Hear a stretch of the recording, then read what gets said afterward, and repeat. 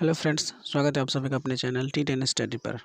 इस वीडियो हम लोग साइंस के इम्पोर्टेंट क्वेश्चंस को देखने वाले हैं जो कि बिहार बोर्ड के द्वारा जारी किया गया था। इससे पहले मैंने एक और वीडियो अपलोड किया था जिसमें मैंने 40 क्वेश्चंस का डिस्कस किया था। रेस्ट बचे 40 क्वेश्चन को हम लोग इस वीडियो में डिस्कस करने वाले हैं। तो यदि आपने उस वीडियो को नहीं देखा है तो आप उस वीडियो को देख लें और इस वीडियो को भी देख लें ताकि आपको एग्ज़ाम का पैटर्न समझ में आए और आप अपने एग्जामिनेशन में ज़्यादा से ज़्यादा मार्क्स ला पाएँ। यदि आपके कोई सगे संबंधी हो तो इस वीडियो को उनके साथ भी शेयर कर दें, उन तक पहुंचा दें ताकि वो भी इस वीडियो से लाभ ले पाएँ। तो चलिए वीडियो को शुरू करते हैं। देखिए, 41वां नंबर प्रश्न है कि पवन विद्युत जनित्र में कुंडली को घुमाने का काम मूलतः करती है। तो देखो, पवन विद्युत जनित्र जो होती है उसमें जो कुंडली घूमती है वह गतिमान हवा के कारण घूमती है।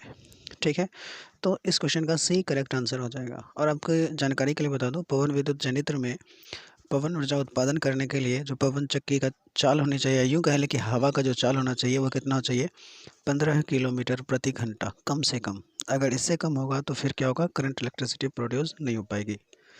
नेक्स्ट है, कांच की अवतल लेंस में की वायु में शक्ति होती है। तो देखो, अवतल लेंस जो होती है उसकी शक्ति कितनी होती है, नेगेटिव होती है। तो ए इस क्वेश्चन का करेक्ट आंसर हो जाएगा। नेक्स्ट है, निम्नलिखित में कौन विद्युत का सुचालक है। तो देखो, इसमें आपको देखने को मिल रहा है ऑप्शन नंबर बी, ग्रेफाइट। देखना है, ग्रेफाइट जो है ये एक कार्बन का अपरूप है। ठीक है, और कार्बन का अपरूप होने के बावजूद भी ये क्या है, करंट इलेक्ट्रिसिटी को फ्लो कराता है अपने अंदर से। ठीक है, हीरा प्रकृति में पाया जाने वाला सबसे कठोरतम पदार्थ है। ठीक है, और याद रखिएगा 16 इसका सल्फर का परमाणु क्रमांक होता है जो पूछ लिया जाता है कभी कभार। आयोडीन जो है यह हैलोजन वर्ग का तत्व है। ओके, तो कार्बन के कितने प्रूफ होते हैं, जनरली 3 होते हैं। एक तो ग्रेफाइट हो गया, दूसरा हीरा हो गया और तीसरा हो गया फुलेरीन। ठीक, और यदि पूछ ले कि प्रमुख रूप से कितने होते हैं कार्बन के प्रूफ, तो 2, ग्रेफाइट और हीरा। लेकिन अगर सिर्फ पूछ ले कि कार्बन के कितने प्रूफ होते हैं तो 3, ग्रेफाइट, हीरा और फ्लोरीन। इस क्वेश्चन का correct answer option number B हो जाएगा। वक्रता त्रिज्या 1 मीटर के अवतल दर्पण की फोकस दूरी क्या होगी। तो देख लो, यहाँ पर आपका वक्रता त्रिज्या दे दिया गया है 1 मीटर। ठीक है, कितनी दे दी गई है, 1 मीटर। तो आपको रिलेशन पता है कि F इज इक्वल्स टू क्या होता है, R/2 होता है। ये रिलेशन आपको याद रखना है।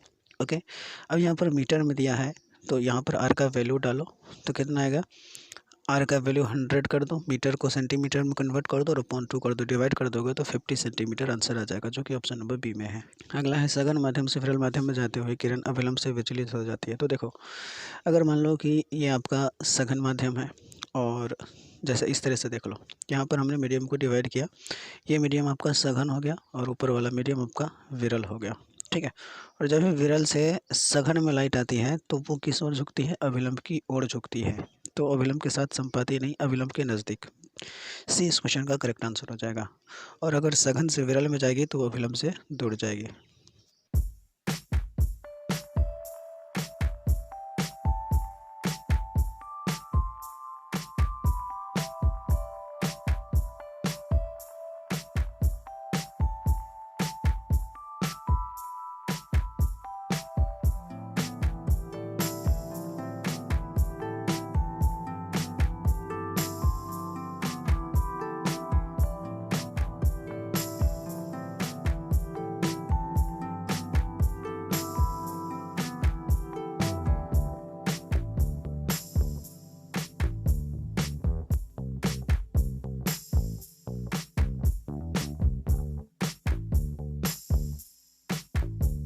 आगे है, ध्रुवीय सोडा का रासायनिक सूत्र क्या है। तो ध्रुवीय सोडा का होता है Na2CO3 इंटू 10H2O।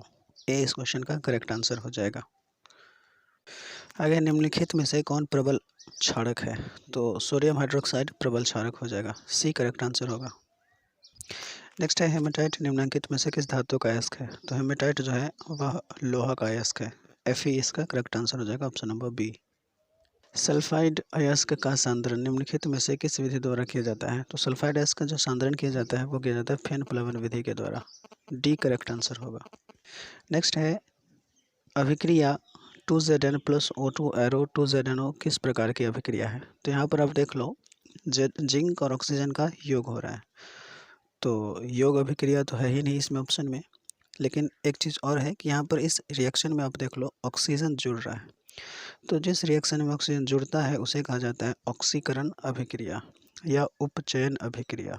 तो ए इस क्वेश्चन का करेक्ट आंसर हो जाएगा, ऑक्सीडेशन रिएक्शन। ग्लूकोज का आणविक सूत्र क्या होता है? तो ग्लूकोज का आणविक सूत्र होता है C6H12O6। चीनी का क्या होता है आणविक सूत्र? आप हमें कमेंट बॉक्स में इसका जवाब देना।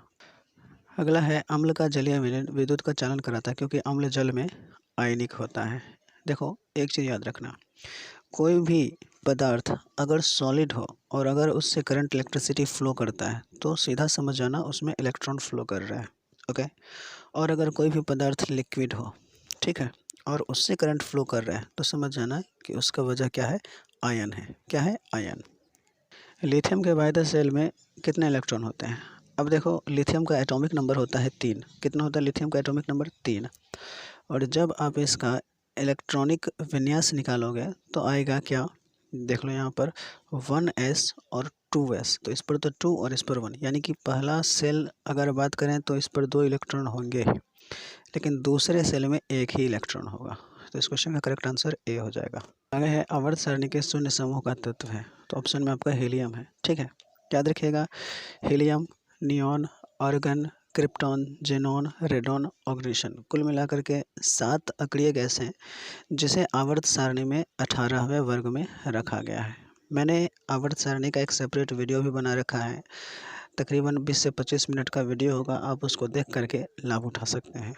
निम्नलिखित में कौन सर्वाधिक विद्युत ऋणात्मक तत्व है? तो विद्युत ऋणात्मक तत्व की बात करेंगे तो फ्लोरीन हो जाएगा विद्युत ऋणात्मक तत्व, और अगर इलेक्ट्रॉन बंधुता की बात करेंगे तो क्लोरीन जो हो जाएगा वो हो जाएगा इलेक्ट्रॉन बंधुता।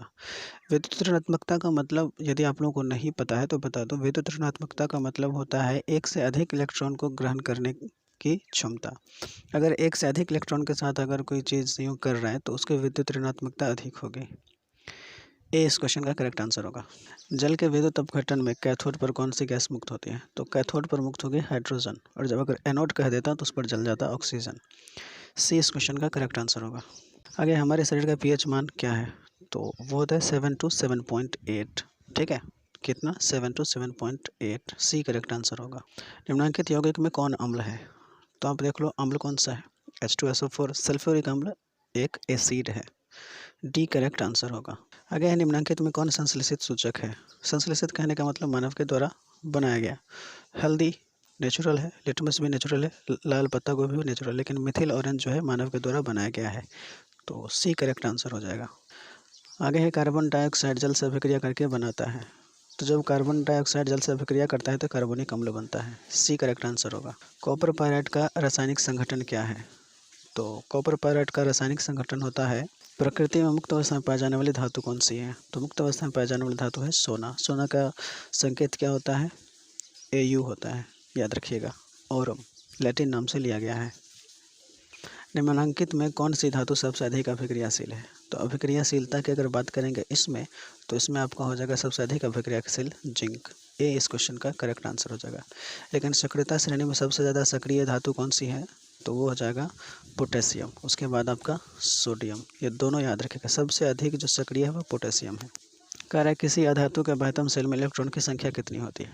तो देखो धातु जो होता है, धातु यानी मेटल, उसके बाह्यतम सेल में जो इलेक्ट्रॉन की संख्या होगी वो 1 2 3 या 4 होगी, लेकिन अधातु में कितना होगा? 4 5 6 या 7 होगा। तो बी इस क्वेश्चन का करेक्ट आंसर हो जाएगा। आगे है पीतल निम्नलिखित में से किसका मिश्र धातु है? तो देखो मैंने इसका एक ट्रिक भी बता दिया था, पीतल का पिताजी। पीतल में तांबा और जस्ता होता है, तो कॉपर और जिंक ऑप्शन नंबर ए में है। ए करेक्ट आंसर हो जाएगा, जिसमें तांबा होता है आपका 80% और जस्ता होता है आपका कितना? 20%। तो पीतल किसका मिश्र धातु है? तांबा और जस्ता का। निम्नलिखित में कौन समावयवी है? तो समावयवी इसमें हो जाएगा option number correct answer.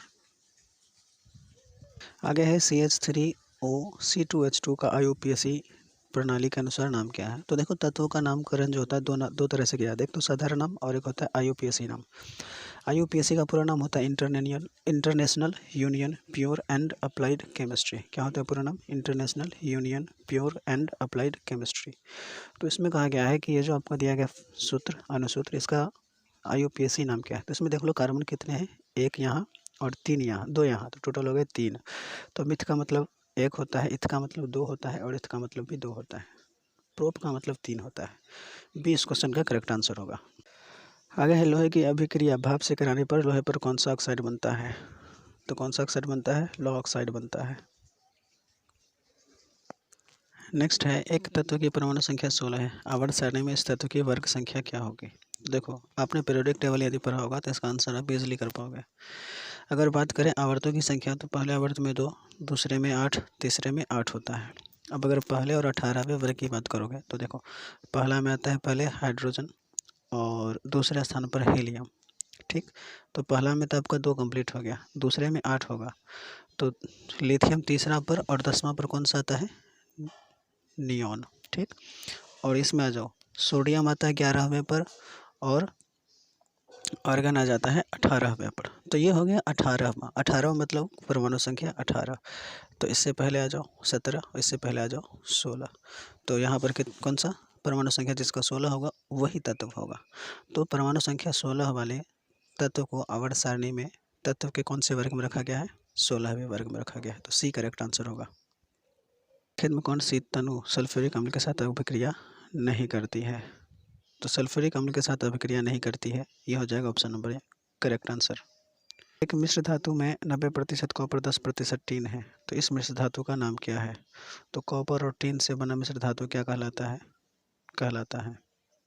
Zinc sodium hydroxide के साथ अभिक्रिया के बाद क्या बनाता है? तो सोडियम हाइड्रोक्साइड के साथ अभिक्रिया के बाद जिंक बनाता है। इनमें से कौन सी धातु वायु में उच्च ताप पर गर्म किए जाने पर भी ऑक्सीजन से सहयोग नहीं करता है?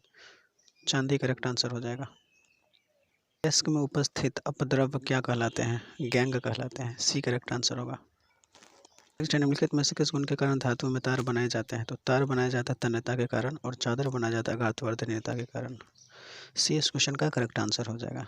तो टोटल 80 प्रश्न थे और मैंने इस 80 प्रश्नों को 2 वीडियो में कवर किया। आप दोनों वीडियो देख लीजिए ताकि आपको ज़्यादा से ज़्यादा फ़ायदा मिल पाए। यदि आप कमेंट करोगे तो इसमें जितने सब्जेक्टिव क्वेश्चंस हैं इसका भी मैं आप लोगों के सामने एनालिसिस लेकर के आऊँगा। मिलते हैं अगले वीडियो में। एंजॉय कीजिए, पढ़ते रहिए। धन्यवाद।